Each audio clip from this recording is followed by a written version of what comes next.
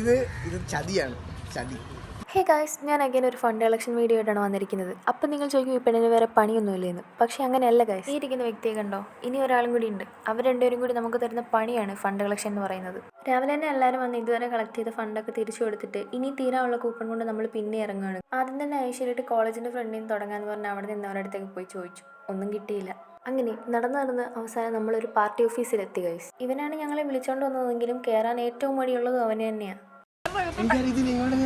എന്തായാലും വന്നതല്ലേ, എങ്കിൽ പിന്നെ ഇനി അടുത്ത മീറ്റിംഗ് ഒക്കെ കഴിഞ്ഞിട്ട് പോകാമെന്ന് പറഞ്ഞ് നമ്മളെ അവിടെ പിടിച്ചിരുത്തി.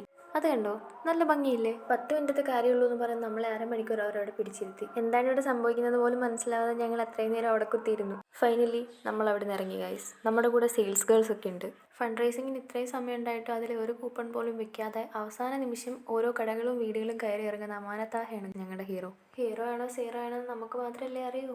നമുക്കിനി കുറച്ച് റെസ്റ്റ് ആവാമല്ലേ. അങ്ങനെ സക്സസ്ഫുള്ളി നമ്മുടെ ഇന്നത്തെ ഫണ്ട് കളക്ഷൻ തീർന്നിരിക്കുകയാണ് ഗൈസ്. നമ്മളെ വിളിച്ചുകൊണ്ട് വന്ന മെയിൻ ആൾക്കാരാണതോ ആ രണ്ടുപേര്.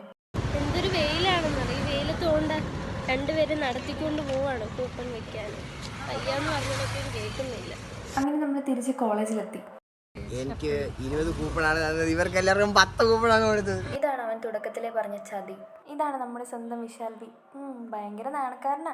അങ്ങനെ ഇന്നത്തെ പരിപാടിയെല്ലാം അവസാനിപ്പിച്ച് നമ്മൾ കോളേജിൽ നിന്നിറങ്ങി. നമ്മുടെ സ്ഥിര സ്പോട്ടിലേക്ക് എത്തി ഷാർജയൊക്കെ കുടിച്ച് ഇനി വീട്ടിൽ പോയി സുഖമായിട്ടൊന്ന് ഉറങ്ങണം. നമ്മുടെ കപ്പിൾസ് അടിച്ചു പിരിഞ്ഞു ഗൈസ്. രണ്ടുപേരും 2 സീറ്റായിട്ടൊക്കെ വന്നിരിക്കുന്നുണ്ട്. നമ്മളിതൊക്കെ എത്ര കണ്ടേക്കുന്നു. അപ്പോൾ അത്രയേ ഉള്ളൂ. അടുത്തൊരു വീഡിയോയിൽ കാണാം. അപ്പോൾ ഓക്കെ, ബൈ. എങ്ങനെ ഉണ്ടായിരുന്നടാ ബിസിനസ് മൈൻഡ്? വെയില് കൊണ്ട് തളർന്നു.